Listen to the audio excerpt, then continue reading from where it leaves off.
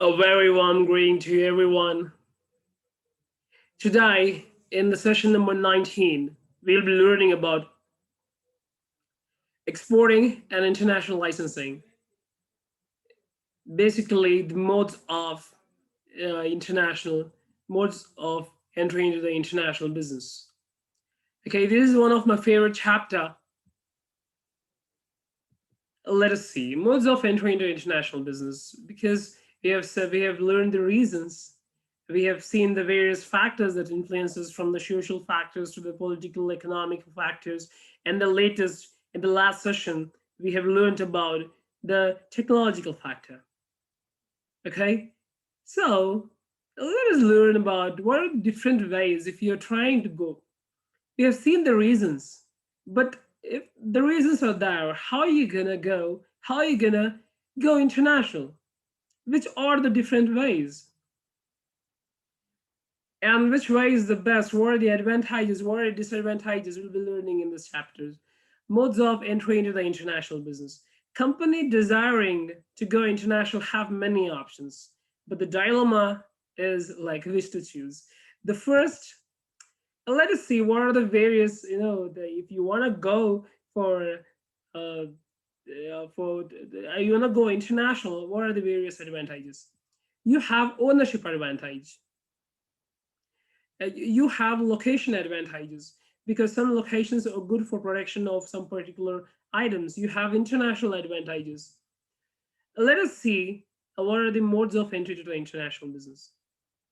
The first, the basic, the easiest, the first step, probably I would recommend, even I would suggest I would suggest the young, the young students who want to become exporter, who want to become entrepreneur and go international. I would suggest them to first try with exporting.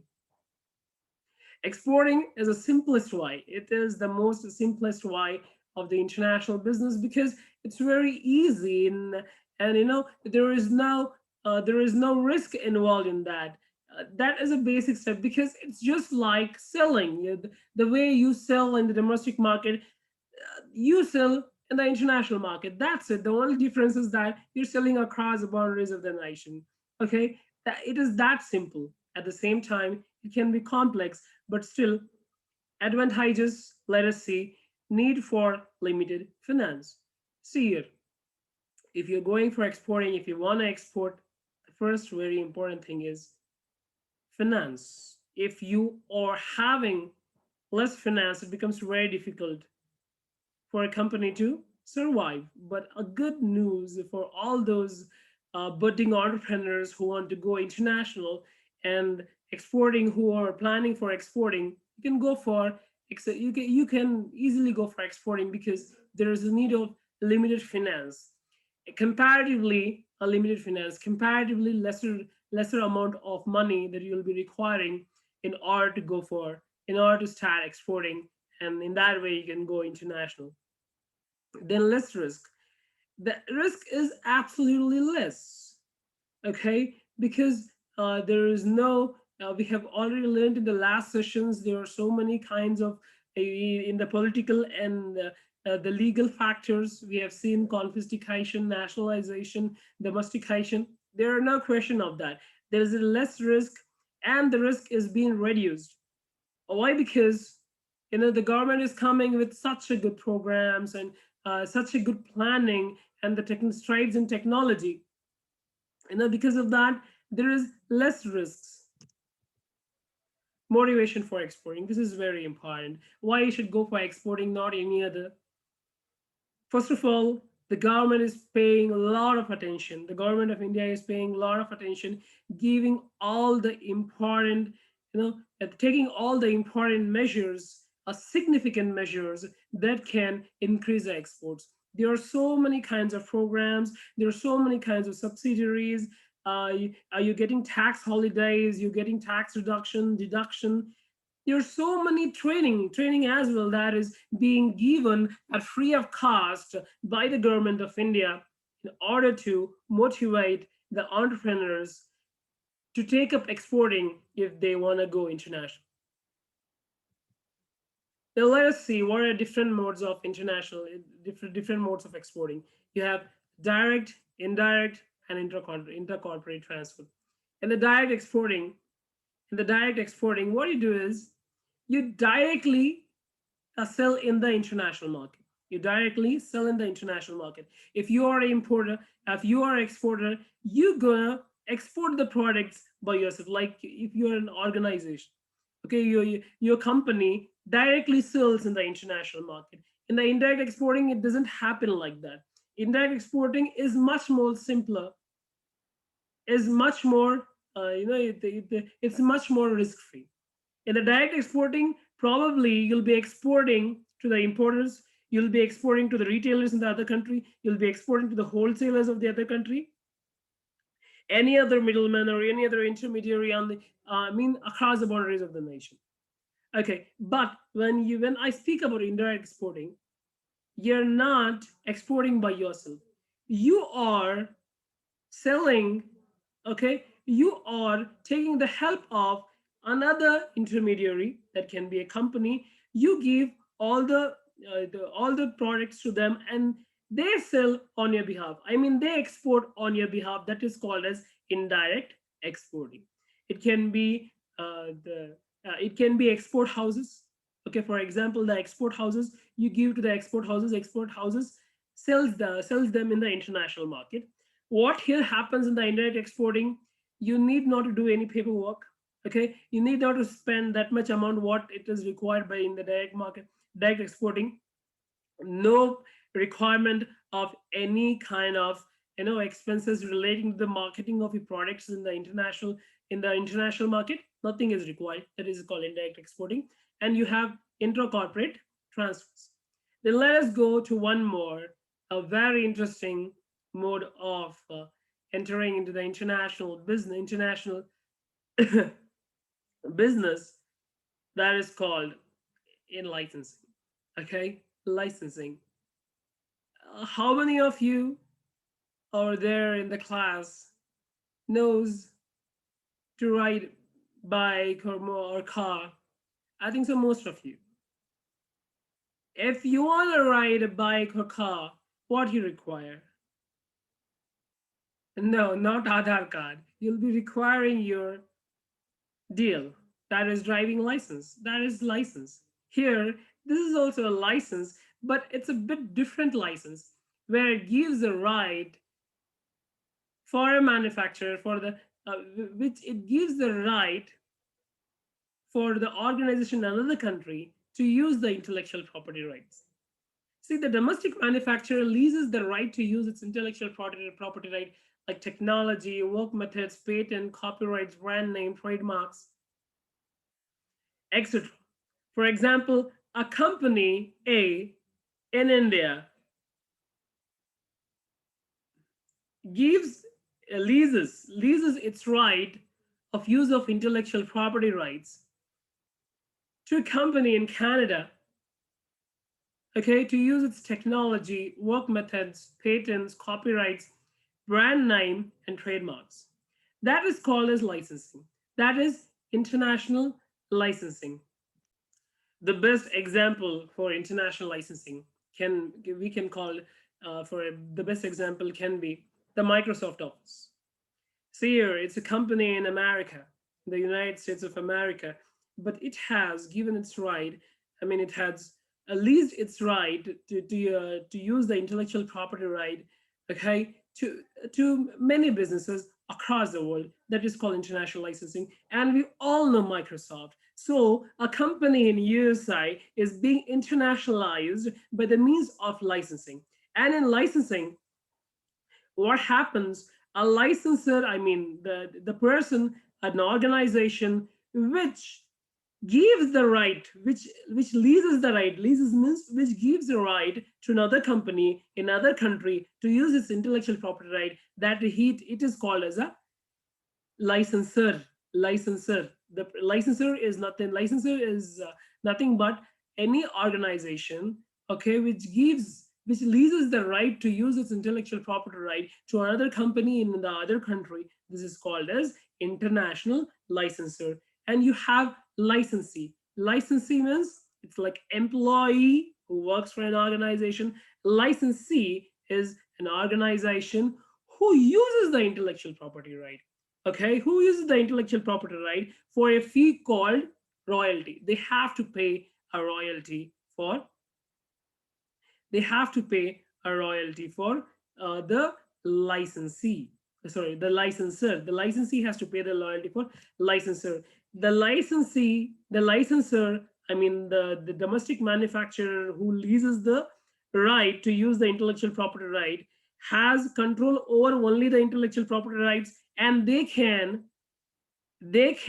sell the same intellectual property right, not sell, they can lease the same intellectual property right to multiple organization in the same country.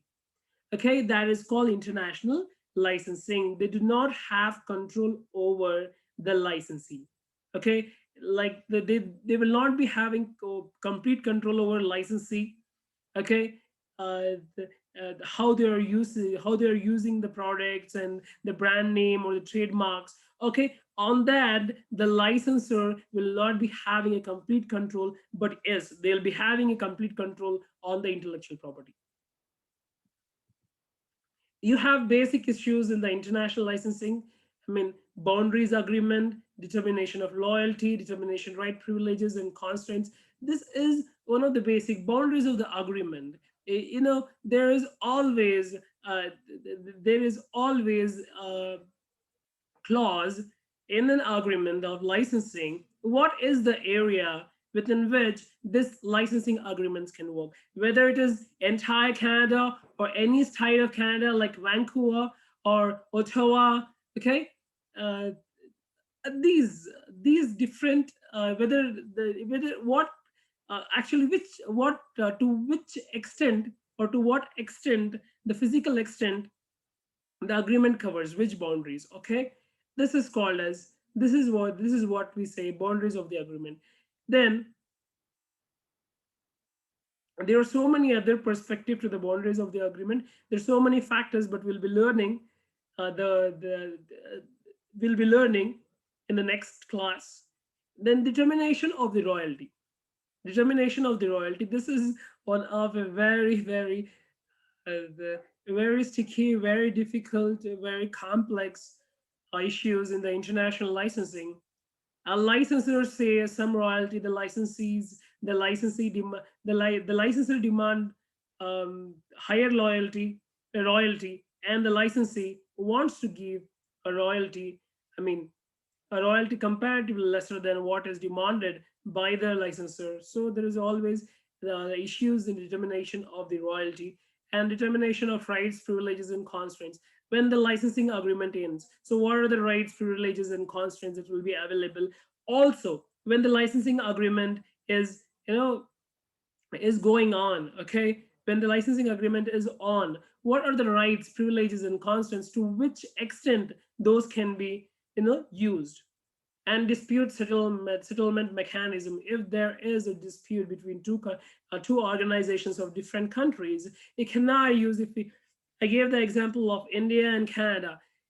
Indian company want it to be settled in India. Perhaps a Canadian company want it to be settled in Canada. So there might be so many issues that can get cropped up, that can crop up when there is no the particular or definite clear understanding between the two companies or a clear agreement between the two companies. So dispute settlement mechanism should always be mentioned. And agreement duration, it's very important. For how long are you actually giving the license? Is it for 15 years, 20 years? That should be made very clear. International licensing advantages: low investment on the part of the licensor. Your brand and your trademark are being promoted or marketed by some other company, and you're not making any kind of investment. You're just giving some permission to them. So it's a low investment on the part of the licensor becomes very happy because at no cost of his brand, which is popular in his country, will also get popular in another country. In this case, the brand which is popular in India can get more popularity in Canada. Low financial risk on the part of the licensor. There is no actually, it is a very minimal financial risk because the licensor does not invest more money into this. Actually, it is a royalty that is coming, and he is always beneficial. Licensor can investigate the foreign market. Very important. Licensor, when you're giving the licensee the permission to use intellectual property right, you can come to know how particular uh, how uh, how your products are being received, what is the mood of the entire market. You can gradually understand them and perhaps you can use for your own advantage in the future. The licensee gets more benefit in the form of royalty, promotion, from free of promotion, recognition, and lots of reputation. Licensee escaped from the risk of product failure. Actually, for example, take for example biryani. Let me tell you example of vegetarian can think vegetable veg biryani, or you can think chicken biryani. Take an example of biryani. You are having biryani centers in India, so BBM biryani. Okay, for example, think that BBM biryani, it is very famous in India. For example, we are not, BBM biryani is very famous in India. The same thing, few organization gonna come and you know approach you to give them the license to start the same BBM biryani over there. You're gonna give the license. If the BBM biryani doesn't work it out in Canada, you're not gonna be, you're not gonna face the risk. Okay, the product is failure, but that will be faced not by you, that will be faced by the licensee who is there in Canada. Okay, the disadvantages, okay, reduces the market opportunities because you have already given the license to the licensee. You cannot yourself, even if the product review, when your BBM biryani is a huge hit in Canada, you cannot go by yourself and do the do the business because you've already given the license and it reduces your market opportunities. Both the parties have their responsibilities. That is very much understood. Costly and tedious litigation. If there is a problem, they're not paying the royalty or the duration, they're extending it. There's a lot of litigation. You cannot now and then go to Canada, or it's very difficult, as well as there are so many complex things involved when the agreement is not clear. There is scope of misunderstanding between the parties. It is very, the rules and regulations might be different.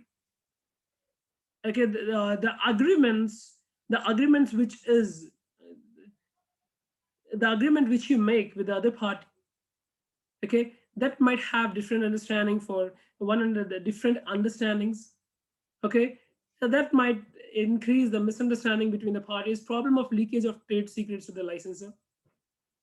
Okay, as I told the biryani, you're gonna tell like how is biryani prepared. Perhaps after the duration, you're gonna prepare his own biryani.